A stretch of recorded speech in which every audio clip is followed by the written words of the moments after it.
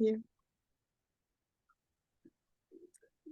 Hello, welcome everyone. I am so glad that you decided to spend part of your time with us. I'm Dr. LaWanna Parker, your host, and I have a very special presentation for you in honor of Veterans Day.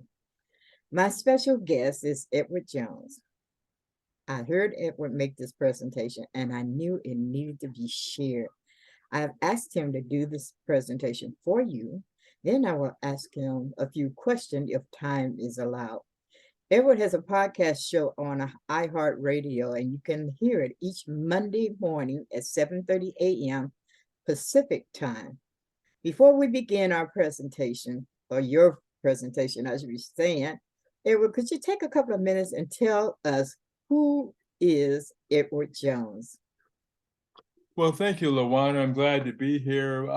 Folks, you got to know this lady is my mentor, so I'm so glad that always, whenever she calls on me to do something, I'm always glad to do that. I am a certified life coach. I used to work in universities as an administrator, but now I'm a life coach, a podcast host, a blogger, do everything to hopefully make people's lives better, especially in the workplace. LaWanna and I are both in Toastmasters, and the talk I'm going to do today is a repeat of what I did this morning. And because it's so close to Veterans Day, we thought it was most appropriate to do that. A lot of family members in the military, father-in-law, so many people did it. I just thought it was very appropriate to have this presentation this week. Well, thank you. And if you will take the center stage, share with us. I know others are going to enjoy it as much as I did this morning. So Edward Jones, please share with us a day to remember. For sure. And what I'll do, folks, I'm going to share my screen with you so that you will have an idea of what I shared with our team this morning. So I've got everything there. One thing that I wanted to do is make sure at the end we have a beautiful video that I want you to see. So I'm going to make a point of making sure the music is there. But here is my screen, and it is a day to remember. I started the presentation today with a quiz, and I'm going to give that quiz to you. Some of the feedback that I got from the people at the meeting this morning is that I did not give them enough time to answer the questions. But in that setting, I was under time constraints. So a day to remember, we're going to introduce this presentation with a short quiz. Once you put your answers down, we'll go over those to see how well you did, and then we'll move forward. It's quiz time, folks. Your first question. World War I was called the war, fill in the blank. The second question, Veterans Day was originally called Armistice Day to commemorate the end of which war? Number 3, what federal holiday do most people confuse with Veterans Day? Number 4, which countries do not celebrate Veterans Day on November the 11th? And toward the end of this presentation, I will explain the significance of November the 11th. Your choices for this quiz are Canada, Kenya, and Great Britain.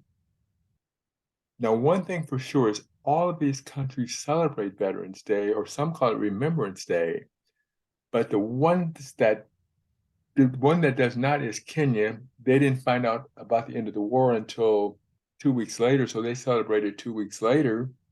Great Britain celebrates it on the weekend closest to November the 11th, so some years it does fall on the 11th. So those are the ones that do that, but all of them celebrate it in one way or another because this was a world war. Your last question, why was Veterans Day spelled without an apostrophe? The reason it doesn't belong to anyone or any group. It is a day to honor veterans, whether living, dead, whether serving on the front lines or in support roles. no matter what. Anybody who is wearing the uniform, Veterans Day is celebrating their service. Memorial Day is a day to celebrate those who gave their lives in the service of this country, but Veterans Day is for everyone. So that's your introduction, your quiz, and you can see how well you did with your answers. Now, let's talk about how this war got started. The catalyst for it was 1914, when Franz Ferdinand, the heir to the Austrian Empire, was shot by a Serbian patriot. I don't know why he shot him, but let's get a little backstory to see how it all came about. It started in the 1880s. Each European country was jockeying for power, for resources. They wanted to be recognized as the biggest and the baddest country in Europe. They wanted the biggest treasuries. They wanted the most land. They wanted the biggest amount of resources. They even got together, and some of them even got together to figure out who had the biggest military. Now, they knew that if they worked alone, they could probably be strong, but it might be helpful to have allies. So they got like-minded leaders of countries and created allies with them. Germany, Austria, Hungary got together with one alliance. France and Russia are thinking, if they get together, maybe we ought to have an alliance because we are like-minded. Now, all of these countries had colonies. So the idea that if a war came about, then it would in fact be a world war. And that's exactly what happened when Franz Ferdinand was shot. Now, we over in the United States were thinking, that's their problem. They're over there. As long as it doesn't affect us, we're good. So we're doing just fine. But then along about 1917, things are getting a little tough over there. It's a real knockdown, drag out, really tough thing going on. And everybody's trying to find that competitive edge. And the United States, we declared ourselves neutral, but the German, Austrian, Hungarian group didn't see us that way because we were giving supplies to the French and Russian allies. So the thing that they thought was, we're going to sink some of these ships on the trade routes, which was a violation of the Sussex Pledge. That meant that civilian ships would not be attacked. But since they saw us as not neutral, and that would affect them in terms of being able to beat the Allies, they chose to do that. Took off the supply routes, so now it affected us. President Woodrow Wilson said, oh, HWL hockey sticks. We're going to have to join this war after all. The problem is our army was small. We had 126,000 volunteer members in the service. So we had to implement the draft. Got the draft, started getting people in. Then they had to find a leader who could actually supervise these men in war. They searched. This is John Blackjack Pershing. He wasn't the first choice to lead the American Allied forces, but he ended up arguably the best choice because he was able to get everybody together from the American standpoint. They even wanted to mix in people from other European countries, but he really didn't want that. He was very solid with the American troops. His name is John Blackjack Pershing. The reason for his nickname is that in addition to supervising entire armies, he also commanded some all-Black troops because the services were not integrated back in those days. He supervised them in the West, in the American West, Mexico, and the Philippines. Now, one of his proteges was a guy named Henry Johnson. Now, most African Americans were in support roles. They were cooks, they provided supplies for those on the front line. But African Americans wanted to fight because they wanted to show their loyalty to the United States. Because of General Pershing's work with African American troops before, he said, I want to help them, get them in the army to help. Now, a lot of Americans weren't ready for that one. So General Pershing said, we're going to loan them to the French. So they worked under the French command. And Henry Johnson was such a great soldier that he was the first American to win the Croix de Guerre medal for military service. He was the first to get that. 170 of his people in his regiment got it as well, but they gave him hell before Harry Truman coined the phrase 3 decades later. They really helped turn the war in Europe. And Henry Johnson is a guy who stands out. He also got an American medal for his honor. Now, that medal was delayed. In fact, it didn't come till he had passed away, but nevertheless, he earned that medal as well. So he made a point of making sure that African Americans, along with other soldiers, represented the United States well and helped bring about an end to that war.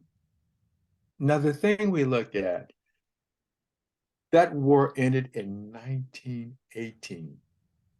A lot of cities, and of course the nation, they celebrated every year. Now, it wasn't always, it started on the 11th, then they combined it with other holidays, but the American people weren't going to have it. They wanted it on November the 11th.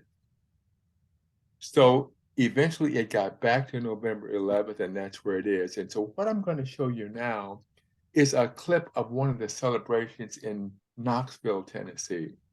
When I listen to this, it really, really warms my heart, and perhaps will do the same for you.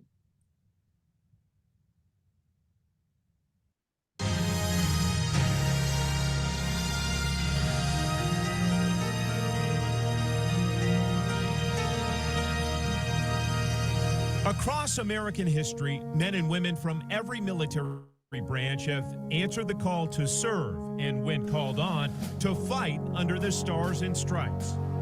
Today, we recognize their service and sacrifice, and we join all of East Tennessee in offering our deepest thanks. November 11th marks a day of tributes across the nation to veterans, and we're proud to bring you one of our city's greatest and grandest traditions. Welcome to Knoxville's 93rd Veterans Day Parade. And that was, I hope you were able to hear the sound on that. Yes. Because it definitely warmed my heart when I heard that. I'm just saying, oh my goodness, that's a crescendo. If anybody's got just an ounce of patriotism in them, that last song will definitely bring it out.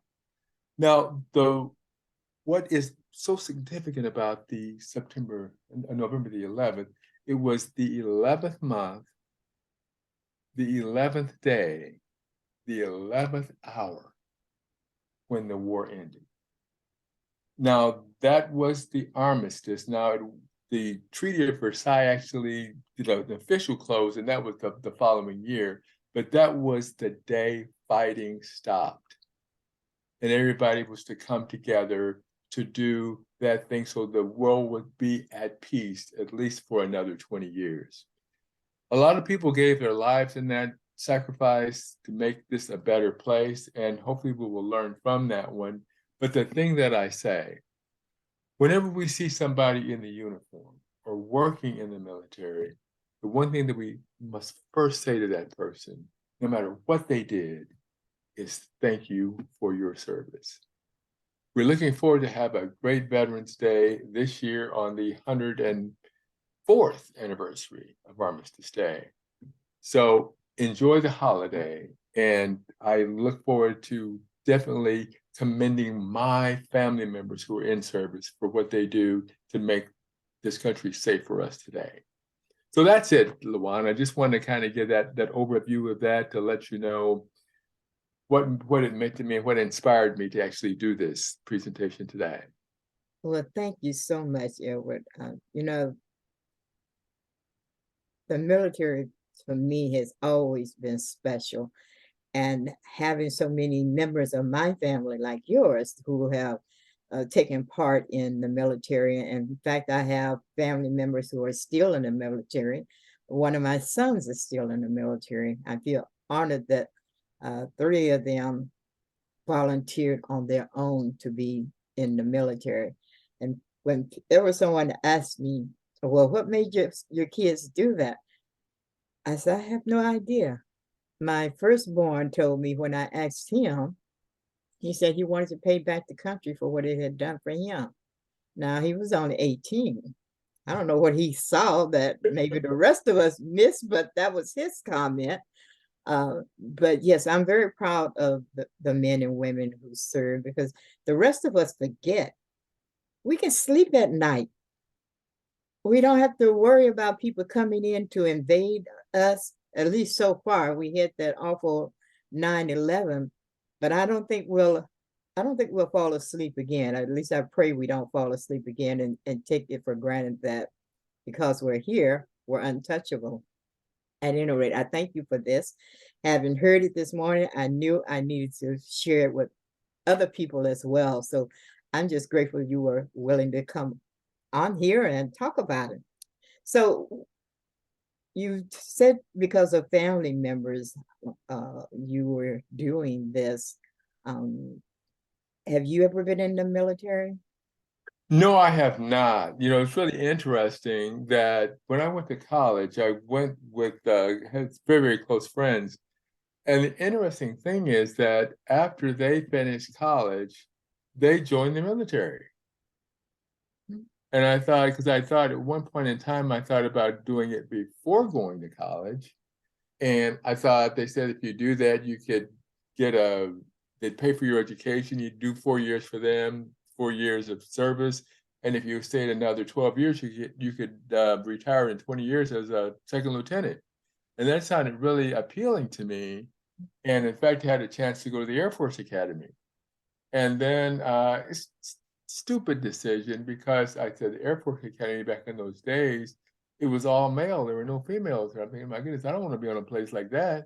So anyway, so I just went on to college and went from there. But my roommate and a couple of close friends, they all joined some branch of the military service. One of them actually ended up becoming a dentist and is now retired in Florida. And we're all from Illinois, but the service, it actually, with their education and with their ability to go around the country, they saw so much and were able to enhance what they learned in college by joining the military. That's so true. I know my son that's still active in the military. He's been all over the place. He actually is in law enforcement, but because he's in the reserve, he gets called up quite a bit and sent to various places. And some of those places he's been sent for a year. And I said, they let you go that long from your job and you can come right back to it? And he said, they don't have a choice. But it's something that I'm very proud of, because it's not just the military. To me, anybody who puts their life on the line for anyone else deserves that extra special something, because I don't know if I have it in me. At one time I talked about joining the military, and then I found myself in the family way, and I decided I'd rather take care of my child than go into the military. But there are times when I wonder if I made a mistake. Maybe I should have let my mom raise him while I went into the military, but no, I don't think so. I needed to be a mom. I have regrets about being a mom. At any rate, so you have a show, a podcast show on iHeart. So tell us about your show and how long you've been doing it. And how can, if someone wants to be a part of your show, how can they get on there? Well, I'll be glad to do that, but I just want to make one more point about the Veterans Day, because I think about I love the way military people stand, the Oh. posture, the positive, the discipline. I really think that is so important, and I think the more people that would have that, I think we probably wouldn't have as many wayward people. I think because some people actually, that's one thing that people used to do back in my day when people were not disciplined. They went to the military to gain that discipline, and they walk up straighter. They're just have a way of staying. They turn the corners tighter. They do all those things. That discipline is great. I think I gathered the discipline on my own, and one of the things that I definitely got from my dad, and I think it was part of his military service, he was saying that early is on time is late. So we were always on time for everything, and we always, and it's like he gave me that disease. So, but I do think it's a good thing because when I would go and, switching to the work thing, because I'm a work relationship coach, when I would work, I'd always want to get to work before everybody else because I could look at everything that's there. And I had a saying that you're either pitching or catching. If you get there early and you have all the information, you can delegate, you can pitch. If you come in late, you're catching everything people are throwing at you. And so that's the thing there. That type of discipline in work, I think, is important. My show is on 7:30 Monday mornings. It's called Work Relationships Matter. I have a lot of guests. What I have my guests do is talk about the things that made them successful.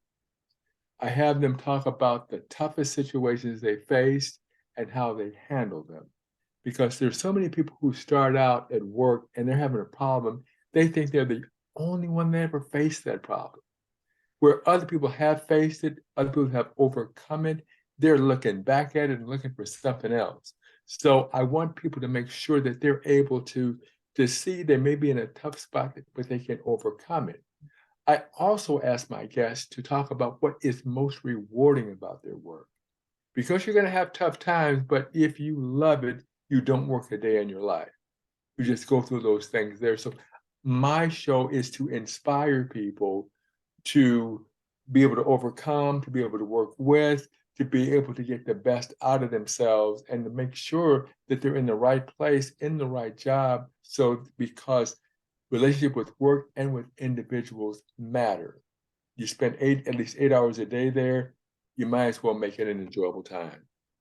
I heard your show this morning and I thought it was very inspiring. The two women who were talking about children with autism and some of the things that they went through and felt as they were going through them. I really enjoyed that. And you're right, more people need to hear that because sometimes you do think you're going through something and nobody else is experiencing it but you. And to hear them share those deep down thoughts and feelings that they had, like the one lady who said, I was depressed. I didn't know it at the time, but looking back, I recognized that I was depressed because of the things that I was going through and not being sure how to handle them. And so I thought it was very inspiring just to hear those words from them. You have a very good show. I try to catch it as often as I can, and you have some great guests who truly do inspire others. Right. Because the one woman had to actually quit her job because autism, I forgot what the rate is, but I think it's maybe 1 in 42 children or births or something like that. So she had to give it up. She was a kind of a type A personality. It's like, let's get it done. And, you know what you need to do. Let's do it. But she had to step back, be patient. That was a tough thing for her to face. But then when she, I guess, let go, and I guess if it's okay to say, let go and let God, then she was able to manage that situation better. Her husband had a harder time because when he thought about sons, he wanted that athlete or that guy who was going to go hunting with him, and that wasn't going to happen. So he had to work through that. And what they're doing now is getting their own show, and they're going to help other people overcome those obstacles in terms of their attitude. Because you can't change the situation, but you can change how you deal with it. Exactly. And so So that's what they're doing. And the irony of it, that is not even in my genre of podcast. But Brenda was a friend from way back when, and she just said, I got this thing that might be of interest to you. And I'm thinking, how's this going to work with me? And once I got that story, I'm thinking, oh my goodness. I This thought is it was really great that important. she brought up about the men, because sometimes we do forget the men, and Right. they have to go through in situations like this, their thoughts and feelings. Because you're right, a man automatically has these big ideas about what the son is going to be like. I even thought about if I had a girl, which I did not ask the Lord for, but had I had a girl, I was hoping she would want to be like me, of course, you know. Right. But yeah, it was really a great show, and I commend you on uh, having your show and the guests that you invite on there. You yourself are very inspiring. I just love listening to you. Uh, if it was up to me, I'd probably have you on something every single day because it would just be great. We need to hear more Yeah. people like you speak. So, well, how can we get in touch with you if we want to be on your show? Well, the best way to get a hold of me, and I usually use my personal email. I have two, but the one that I'm just so used to using is Jones Ed. That's Jones Ed 43@gmail.com. And I have my website. You go to my website, see my blogs and all the things that I do, and that's www.codedating.com. And it's all one word. And I have a work relationship quiz. If you take that, you can get a complimentary coaching session. Okay, could you repeat that website again? Because you kind of paused there for a second. Okay, Not you, but the Zoom or the internet. it's www.prodestinycoaching.com. Very good. Very good. Well, you heard him, and now you know all about Mr. Jones and how he can certainly help you if you're interested in being on a podcast show. But especially, I thank you so much for sharing your presentation with us today. It has been such an honor and pleasure to have you here with us. And for the rest of you, I'm thrilled that you took the time and trouble to spend a few minutes with us to hear this presentation. We need to hear more things about people, both past and present. So if you're interested in hearing more about stories, then take time to check me out. I'll be bringing more. And you can always reach me at LaWanna at LaWannaSpeaks.com, or you can follow me over on my blog, which is LaWanna'sblog.com. And if you like this and would like to hear more of these stories, then please like, share, and leave a comment. So until the next time, as I always say, stay safe and keep the faith.